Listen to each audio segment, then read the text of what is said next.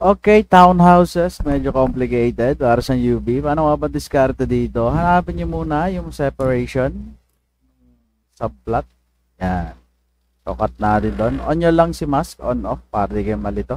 As you can see, may cavity na dyan. Ay, 1, 2, 3, may mga butas or cavity. Kailangan natin siya i-delete. But first, siguro pinaka-the best dito, draw as one muna natin. Then, alisin natin C or separate muna natin yung mga as you can see, meron siyang guhit dito. Yan.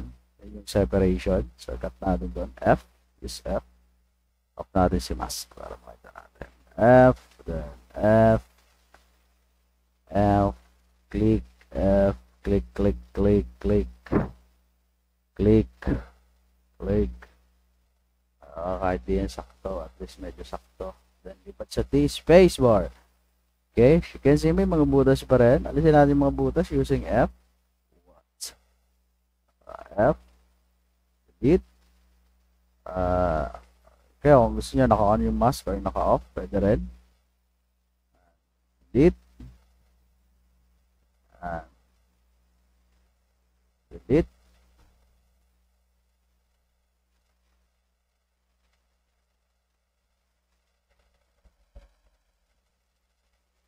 Delete.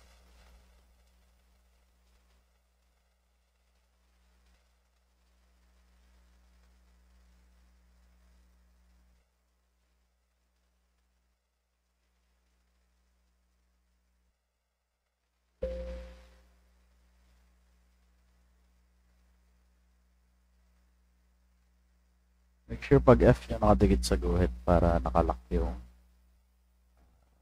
direction. Pag sa T, space bar.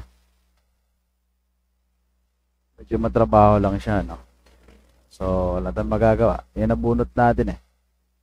So, may mga mapang madadalit. Meron din naman mapang medyo kailangan talagang ayusin. Pero since ito yung ating trabaho, ang mag-ayos ng mga mapa, ayusin natin. Kasi as you can see, dalawang submission na siya, no? So, parang, ewan, baka tinamad yung isang gumawa. Pinasa o hindi kaya gawin. I think, X tayo dito. Cut natin. As you can see, goods na siya. What? Napuro tong isa natin dito. Trace lang natin. Pagka tumiretso doon, nakakapit doon. So, point muna tayo.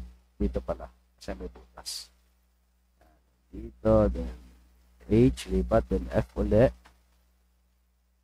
Over the next space bar. As you can see, wasak. Z tool lang natin. Okay na siya. Check natin kung butas sa lahat. May cut na yung separation. Then, wag niyo siyang i-group since magkakabang may-ari. Drag nyo sa 3D. Siguro hanggang dito. Siguro yan. So, medyo lumampas dito kasi nga lower part to. Pero itong hahabulin natin yung mataas. So, draw as one pa rin ang residential. Pero kailangan siyang i-cut by property. So, nakadali.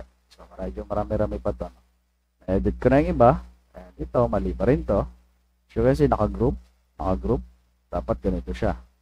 Ito, naka-group. Pero, ano lang. Very easy project. Sabi ni Sir Paul.